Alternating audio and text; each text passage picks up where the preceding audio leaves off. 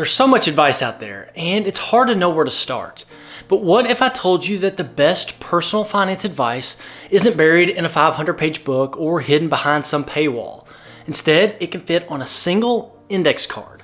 That's the simple yet powerful idea behind the Index Card by Helaine, Olen, and Pollack. This book takes everything you need to know about managing your money, saving, investing, and avoiding debt, and it makes it into a straightforward, no-nonsense rule that anyone can follow. It's not about gimmicks or get-rich-quick schemes. It's about building a solid financial foundation that works for real life. So in this video, we're going to break down the key lessons from the index card. So whether you're new to personal finance or just looking for a refresh, these tips will help you take control of your money and build a brighter future. Hi, I'm Greg Hardy and welcome back to the channel, and I really do appreciate you being here. On this channel, we talk about all things personal finance, investing, and building a financially secure future. So if you're passionate about taking control of your finances and learning something new every week, subscribing is the best way to stay connected. One click helps grow this community and brings this knowledge to others who need it. Thank you. Let's start with how this whole idea came about. Pollack, one of the co-authors of the index card, made a simple yet eye-opening comment during an interview, and he said that the best financial advice doesn't require a book, it can fit on an index card. That comment resonated with so many people because, let's face it, personal finance can feel like a maze. There's endless advice out there, and much of it seems overly complicated or even contradictory. But Harold's point was this: managing your money doesn't have to be rocket science. In fact, it boils down to a handful of basic principles. Things like spending less than you earn, investing in low-cost index funds, and staying out of high-interest debt. These are universal truths that apply to almost everyone, no matter your age, income, or where you are in life. Here's the best part. When Harold and Helaine decided to actually write these rules down on a literal index card, it wasn't just a gimmick. It was proof that financial advice can be simple and still work. The card went viral because it cut through the noise. It wasn't about selling flashy strategies or complex formulas. It was about showing people that small, consistent actions can lead to big financial changes. For example, think about saving money. A lot of people feel stuck because they think they need to save huge amounts at once. But one of the tips on the index card is to simply save 10 to 20% of your income. Even if you start small, say with 5%, and build from there, that simple habit can snowball into significant savings over time. Another example, investing. The card suggests putting your money in low-cost index funds. It's a straightforward tip, but it's incredibly powerful. Instead of trying to time the market or pick individual stocks, you're focusing on long-term growth by investing in the entire market. It's a strategy that works whether you're 25 and just starting out or 50 and catching up. What makes this concept so relatable is that it's grounded in common sense. You don't need a degree in finance or hours to analyze your budget to make progress. These tips are like guardrails. They keep you on track without overcomplicating your journey. So whether you're someone who's just starting to take control of your finances or you're someone who's been at it for years, the simplicity of the index card makes it universal. It's a reminder that you don't have to know everything about money to succeed. You just have to stick to the basics. And honestly, that's a breath of fresh air in a world full of overwhelming financial advice. Let's talk about saving money, arguably the most important step in taking control of your finances. The truth is, no matter how much you earn, it's all about what you can keep. And that's where the idea of living below your means comes in. It sounds simple, but it's a game changer. So instead of spending every dollar you make, or worse, spending more, you focus on creating a gap between your income and your expenses. That gap is where financial freedom begins. The authors have a brilliant tip. Pay yourself first. So what does that mean? Well, think of saving as a non-negotiable bill you owe your future self. Before you pay rent, utilities, or buy anything fun, set aside a portion of your paycheck for savings. Start with 10% if you can, but if that feels like too much, even 5% is a great starting point. The key is consistency. One of the easiest ways to make saving a habit is to automate it. Let's say you get paid every 2 weeks. Set up an automatic transfer that moves money from your checking account to a savings account right after payday. This way, you're not relying on willpower to save. It happens automatically, and you can't spend money you don't see. Now, what should you save for? First and foremost, emergencies. Life is unpredictable. Your car breaks down, a medical bill pops up, or your roof starts leaking. Having an emergency fund means these surprises won't send you into a financial tailspin. A good goal is to save 3 to 6 months worth of expenses. But again, start small if that feels overwhelming.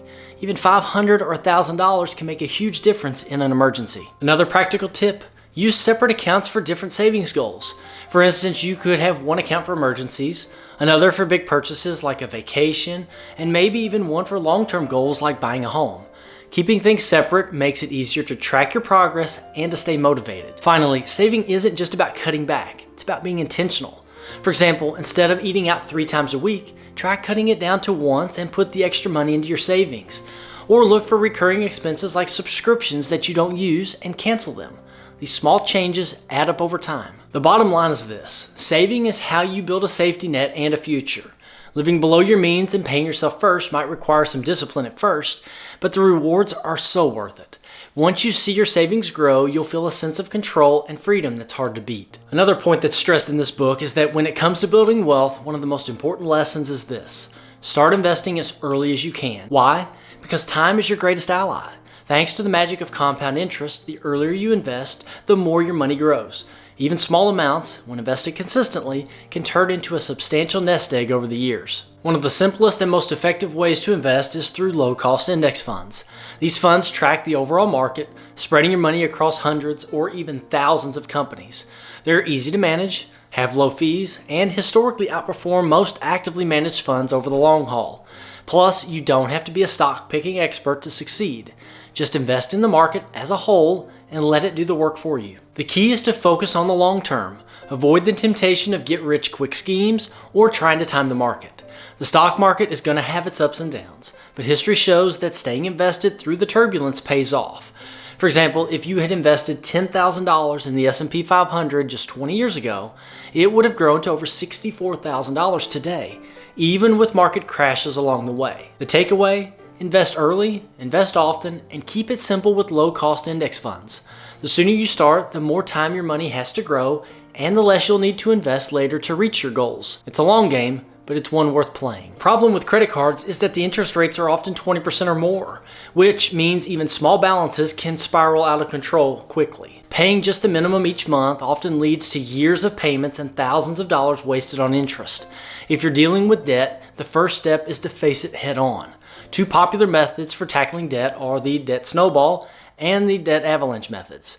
The snowball method focuses on paying off your smallest debts first while making minimum payments on the others. Once that smallest debt is gone, you roll its payment into the next smallest debt. It's great for building momentum and staying motivated.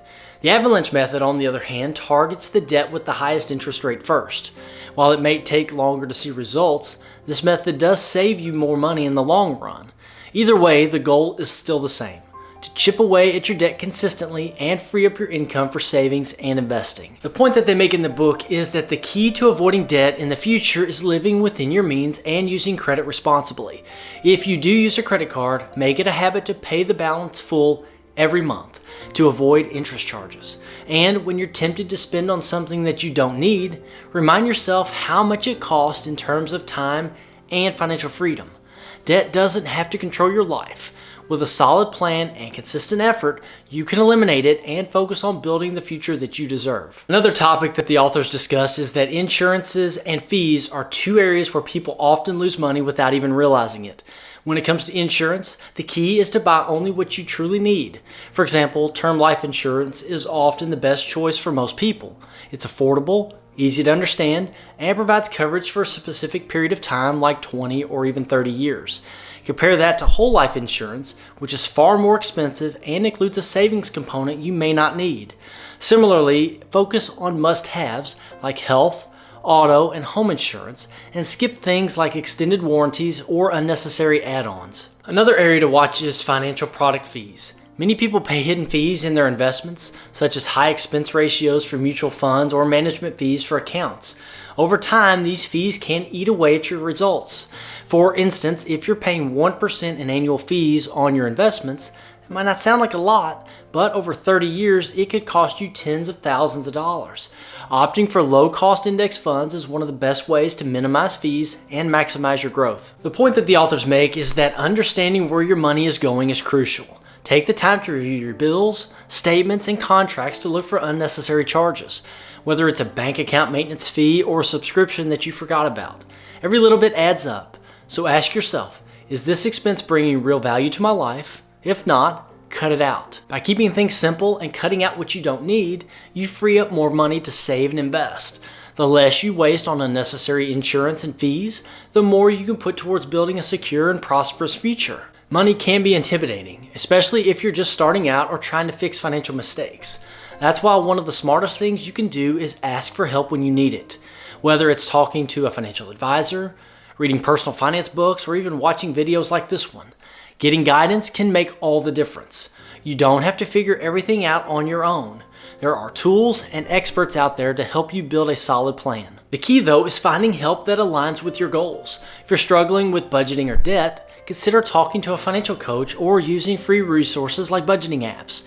If you're ready to start investing but don't know where to begin, a fee-only financial advisor can walk you through the process without trying to sell you products that you don't need. The important thing is to take that first step and not let fear or pride hold you back. And know this, it's also okay to start small. You don't need to master every aspect of personal finance right away. Maybe your first step is learning how to set up a budget or opening your first savings account. Small wins build confidence, and over time, those small steps can turn into big financial gains. Remember, asking for help doesn't mean you're failing, it means you're serious about improving your future. The most successful people didn't get there alone. They sought advice, learned from others, and took action. You can do the same, one step at a time. Taking control of your finances doesn't have to be overwhelming or complicated. As the index card shows, the best financial advice is often the simplest. Save consistently, invest wisely, avoid debt, and protect yourself with the right tools like insurance. By focusing on these core principles, you can cut through the noise and build a solid financial foundation for long-term financial success. Remember, it's not about perfection, it's about progress. Small, consistent actions are going to lead to big results over time. So no matter where you're starting from, the important thing is to take that first step. Whether it's paying down debt, setting up an emergency fund, or learning more about investing. Every step forward brings you closer to your financial freedom. And when you keep it simple and stick to the basics, you'll find that managing your money is easier and more rewarding than you ever thought possible. If you found this video eye-opening, don't keep it to yourself. Share it with someone who you think needs to hear it. And if you want more practical, no-nonsense advice on building wealth and securing your financial future, then check out this video here. And also, please make sure to subscribe. Thank you for watching. I'll see you in the next one.